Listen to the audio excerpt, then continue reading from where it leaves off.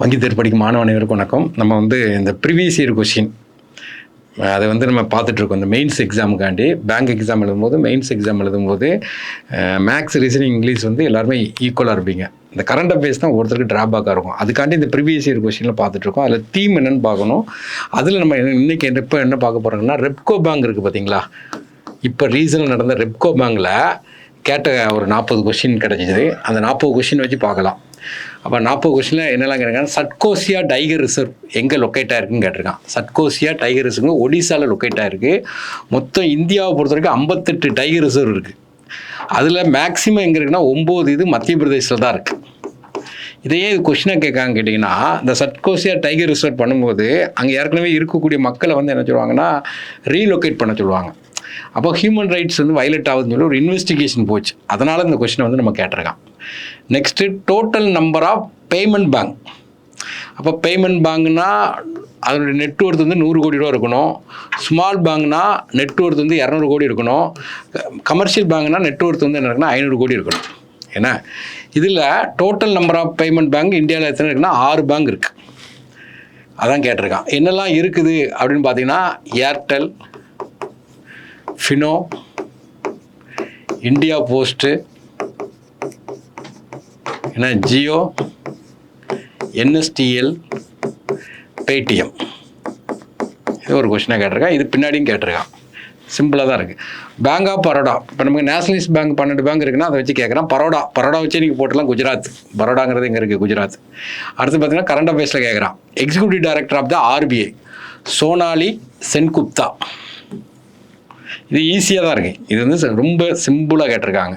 40 out of 40 போடுற அளவு கேட்டிருக்காங்க. எல்லாம் கேட்குறது. அடுத்து chief risk officer and vice president of national development bank. இது யாருடைய பேங்க்னு பார்த்தீங்கன்னா பிரிக்ஸுடைய வங்கி. இது எப்போ ஆரம்பிக்காங்கன்னா 2015 ஆரம்பிக்காங்க. இந்த பேங்க்கில் மொத்தம் 11 உறுப்பினர் இருக்காங்க. ரீசெண்டாக சேர்ந்தவங்க யாருன்னு கேட்டிங்கன்னா உறுப்பினரில் கொலம்பியா, உஸ்பெகிஸ்தான். இது இந்தியாவை சார்ந்தவர் வைஸ் பிரசிடென்ட் ஆகிருக்காரு. அதனால் கொஸ்டின் கேட்கான். ராஜீவ் ரஞ்சன். இது கரண்ட் அஃபேர்ஸில் அப்படியே கேட்டது. யுனைடெட் நேஷன் ஜீரோ டிஸ்கிரிமினேஷன் டே. ஏன்னா என்றைக்குன்னா மார்ச் 1. ஏன்னா மார்ச் 1. இதனுடைய தீம் என்னன்னு கேட்டிங்கன்னா, வி ஸ்டாண்ட் டுகெதர். அப்புறம் டான்ஸ் வச்சு கேட்டிருக்கான். கேரளா பொறுத்த வரைக்கும் மோகினியாட்டம், கதகளி இது எல்லாமே கேரளாவில் வரும். அடுத்தது அமன் செராவாட். இவர் போன தடவை பாரிஸ் ஒலிம்பிக்கில் 2024 பாரிஸ் ஒலிம்பிக்கில் மெடல் வின் பண்ணார். என்ன மெடல் வின் பண்ணால் பிரான்ஸ் வின் பண்ணார். என்ன பிரிவில்னு கேட்டிங்கன்னா 57 kg ரெஸ்லிங் கேட்டகரியில் ரெஸ்லிங். அதை தான் கேட்டிருக்கான். கொஸ்டினாக கேட்டிருக்கான். யங்கஸ்ட்டு இந்தியாவை பொறுத்த வரைக்கும் யங்கஸ்ட்டு ஒலிம்பிக் மெடல் வின்னர். 21 வயசு அவர் வின் பண்ணும்போது 24 நாள். இது கூட ஜென்ரலாக கேட்கலாம். ஃப்ளையிங் சிக் அப்படின்னு யாரை சொன்னால் படமே இருக்குது. மில்கா சிங் ஒரு அத்லெட். அப்புறம் இது நார்மலாக அந்த பேங்க் ரேட்டு இதெல்லாம் நீங்கள் பார்த்து வச்சுட்டு போயிடணும். அப்போ எஸ்டிஎஃப் என்ன, ரிப்போ, எம்எஸ்எஃப். அப்போ எஸ்டிஎஃப் உடைய ரேட் எவ்வளோங்கன்னா 5.25, இது 5.5, இது 5.75. இதை விட 2.5 குறையாக இருக்கும், 2 அதிகமாக இருக்கும். இது போக நம்ம சிஆர்ஆர் 3, எஸ்எல்ஆர் 18% பேங்க் ரேட்டு, இது எல்லாத்தையுமே நம்ம நினைக்கிறோம் பார்த்துக்கிறோம். இதுதான் மானிட்டரி பாலிசி காரிடர் அப்படிம்பாங்க இங்கேருந்துங்க. நெக்ஸ்ட்டு இது ஒரு பைலேட்ரல் நேவல் எக்ஸசைஸை பற்றி கேட்டிருக்காங்க. India and Republic of Korea அப்படிம்பாங்க. அந்த எக்ஸசைஸ் பேரை இப்படி தான் கொடுத்துருப்பான். INRO Republic of Korea naval exercise இப்போ நடந்துச்சு. இது ஃபஸ்ட்டு எவர். எப்போவுமே இந்த உங்கள் பேங்க் எக்ஸாம் பொறுத்த வரைக்கும் பார்த்தீங்கன்னா முதல் முறையாக அது நடக்குதுன்னா கண்டிப்பாக அது கேள்வியை கேட்டுருந்தாங்க. இது ஒரு க்ளூவாகவே நம்ம வச்சுக்கலாம்.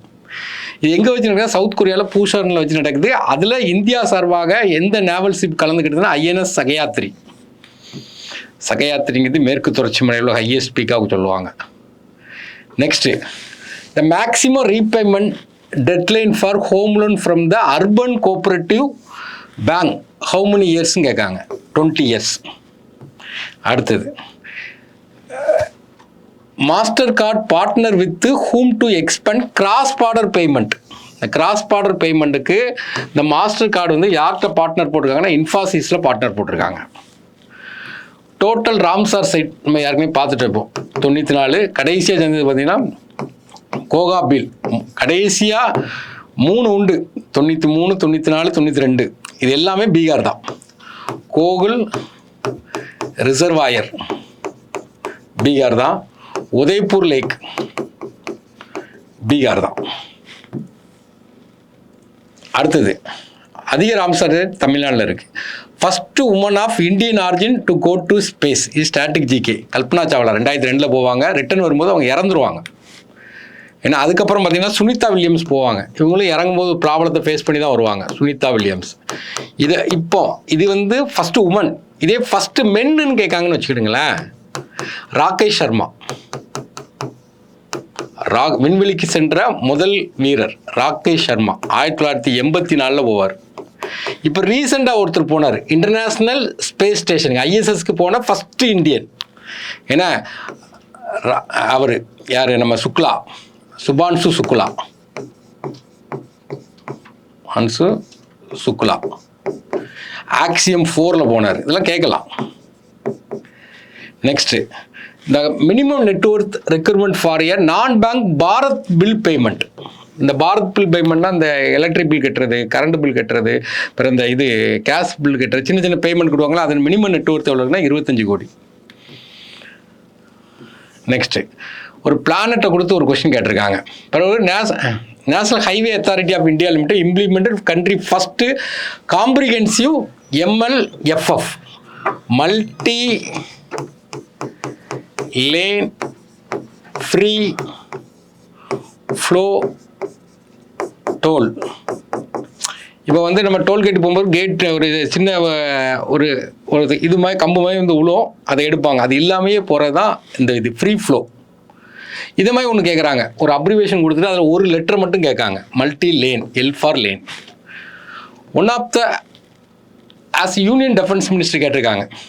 ஏன்னா அதாவது நிர்மலா சீதாராமன் அவங்க வந்து ஃபஸ்ட்டு டிஃபென்ஸ் மினிஸ்டராக இருப்பாங்க. இப்போ தான் என்னது ஃபினான்ஸ் மினிஸ்டர். அதை வச்சு ஒரு கொஸ்டின் கேட்டிருக்காங்க. ஃபினான்ஸ் மினிஸ்டர் கேட்குறதுக்கு பதில் இன்டெரக்டாக பழைய மினிஸ்டர் வந்து கேட்டிருக்காங்க. UPI introduce by the national payment corporation of India. இந்த national payment corporation of India தான் UPI இன்ட்ரடியூஸ் பண்ணுறாங்க. 2016 இன்ட்ரடியூஸ் பண்ணுறாங்க. இது national payment corporation of India வந்து எப்போ வந்துச்சுன்னா 2008. இப்போ இதில் வந்து வெளிநாட்டுக்கும் கொண்டு போயிட்டாங்க. UPI பேமெண்ட் வேர்ல்டு லெவலில் ரீச்சில் அதிகமாக இருக்குது, வெளிநாட்டுக்கும் கொண்டு போயிட்டாங்க. அப்போ எங்கெல்லாம் பேருக்குன்னு நம்ம பார்த்து வச்சுக்கணும். ஃபஸ்ட்டு போனது பூட்டான், நேபாள், ஃப்ரான்ஸு, அந்த ஒலிம்பிக் நடக்கும் போனாங்க, Mauritius, Singapore, Sri, UAE, Cyprus, Qatar, Malaysia. Former RBI governor, executive director of IMF Urjit Patel. இவர் தான் பார்த்தீங்கன்னா நமக்கு இன்ஃப்ளேஷனில் 4 ± 2 இருக்கணும்னு சொல்லுவார் CBIல இருந்து. அதாவது இன்ஃப்ளேஷன் வந்து அதாவது 102 இருந்து அந்த 4ல் 2 குறைச்சா 102, 2 கூட்டம் 100, இந்த அளவில் இருக்கணும். இதை தாண்டி இருந்தால் மானிட்டரி பாலிசி ஃபெயிலியர் ஆகிட்டுன்னு அர்த்தம் சொல்லுவார். அடுத்தது ICC சாம்பியன் ரன்னர். இந்த ICC கப்பு கிரிக்கெட் வந்து துபாயில் வச்சு நடக்கும். இந்தியா வந்து நியூசிலாண்டு அடிக்கும். இப்போ ரன்னர் யாருன்னா நியூசிலாந்து, 51 மேட்ச். கிரிக்கெட் டேமில் பார்த்தீங்கன்னா கூகுலி, ஏன்னா ஸ்பின் பவுலிங் அதில் வரக்கூடிய ஒரு technical term. Current Delhi chief minister கரண்டில் ரேகா குப்தா 9th, டெல்லியை பொறுத்த வரைக்கும் 9th பிஜேபிக்காரங்க, பிஜேபி கட்சி. அடுத்தது an application developed by the Central Pollution Control Board.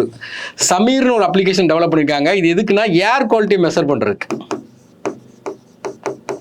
அது போக இந்த பொல்யூஷன் சம்மந்தமாக கம்ப்ளைண்ட்டாக இல்லை பண்ணலாம்.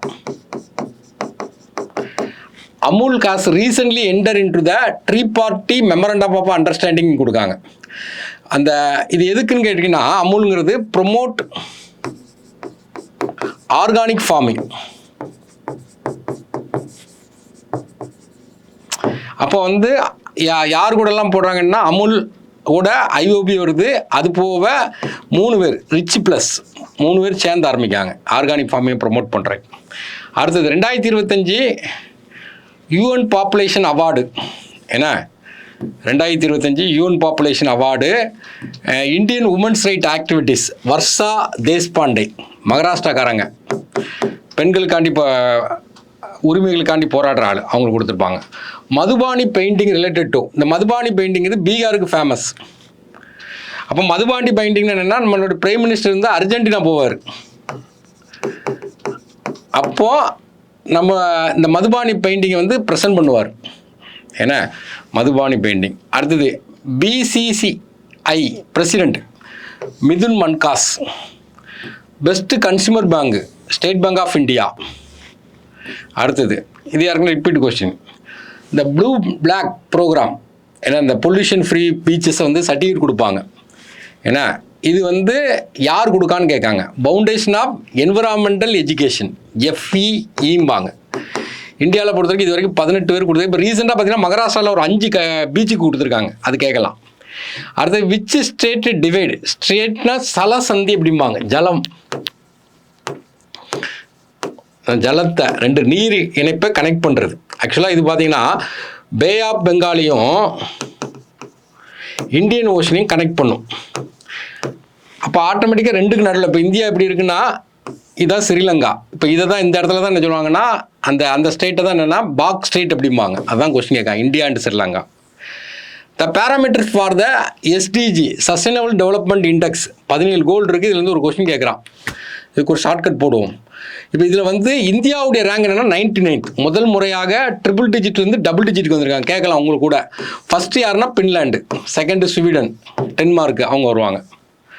நெக்ஸ்ட்டு இப்போ நடந்த மீட்டிங் ஏன்னா climate change United nation framework climate change conference நடந்துட்டு இருக்குது. ஏன்னா 30வது மாநாடு. இந்த மாநாடு எங்கே நடக்குன்னா பிரேசில் நாட்டில் பெலம்னு ஒரு சிட்டியில் வச்சு நடக்குது. இது அமேசான் காட்டில் வச்சு நடக்குது. இந்த மாநாட்டில் ஒரு புதுசாக ஒரு இனிஷியேட்டிவ் எடுத்திருக்காங்க. என்னன்னு கேட்டிங்கன்னா டிராபிக்கல் ஃபாரஸ்ட் ஃபாரெவர் ஃபெசிலிட்டி. இதில் இந்தியா உறுப்பினராக இருக்குது. அதாவது டிராஃபிக்கில் உள்ள ஃபாரஸ்ட்டை டெவலப் பண்ணுறதுக்காண்டி ஒரு ஃபண்டு டொனேட் ஆகிருக்கு. அந்த ஃபண்டை பார்த்தீங்கன்னா ஷேர் மார்க்கெட் போட்டு அதில் வரக்கூடிய லாபத்தில் எங்களுக்கு இன்சென்டிவ்ஸ் கொடுப்பாங்க. இந்த கொஸ்டின் கேட்கலாம். TFFF அப்படிம்பாங்க. Next enquiry into the nature and causes of the wealth nation is book by Adam Smith. ஏன்னா வெல்த் ஆஃப் நேஷன் வாங்க, நாட்டின் செல்வம் அப்படின்னு ஒரு புக் எழுதியிருப்பார். புக் வச்சு கேட்டிருக்காங்க. RBI ombudsman appointed by RBI. ஆக்சுவலாக பார்த்தீங்கன்னா பேங்கிங் ஆம்பட்ஸ்மேன் ஒன்று கொண்டு வருவாங்க. ஆம்பட்ஸ்மேன்னா மக்கள் குறை தீர்ப்பவர். ஆம்பட்ஸ்மேன் ஸ்கீம் ஒன்று கொண்டு வருவாங்க 1995ல். RBI reserve bank integrated ombudsman கொண்டு வருவாங்க 2021. ஸ்மால் ஃபினான்ஸ் பேங்க் இதை நம்ம பார்த்தோம். அதனுடைய நெட்ஒர்த் வந்து 200 கோடி. கமர்ஷியல் பேங்க்னா 500 கோடி. பேமெண்ட் பேங்க்னா 100 கோடி. The main regulated for housing finance companies யார் ரெகுலேட் பண்ணுறோன்னா RBI தான். இந்தியாவை பொறுத்த வரைக்கும் RBI தான். நபார்டு ரெகுலேட் பண்ணுற RBI, எல்லாமே RBI தான். IPL winning captain. ஏன்னா IPLங்கிறது இந்த வருஷம் வந்து ராயல் சேலஞ்ச் வின் பண்ணாங்க. Royal challenger of Bengaluru. Captain வந்து Rajat Patidar. Main dam of the Sutlej river. ஏன்னா பக்ரா நங்கல் டேம் வாங்க, நமக்கு பஞ்சாபில் வரும். ஏன்னா முக்கியமான டேம். இப்போ இது பார்த்தது வந்து ரெப்கோ பேங்கில் கேட்டது ரொம்ப சிம்பிளாக கேட்டிருக்கோம். ஒரு தடவை லைட்டாக பார்த்து வச்சுக்கணும். எப்போவுமே காம்படிட்டிவ் எக்ஸாம் படிக்கிறது வந்து ஒரு புக்கில் இருந்து அப்படியே கேட்பான்னு சொல்ல முடியாது. நமக்கு என்ன தான் பரீட்சைக்கு போனாலும் 50% படித்தது இருக்கும். மீதி 50% வந்து ஹவு டு மேனேஜ். தேங்க்யூ.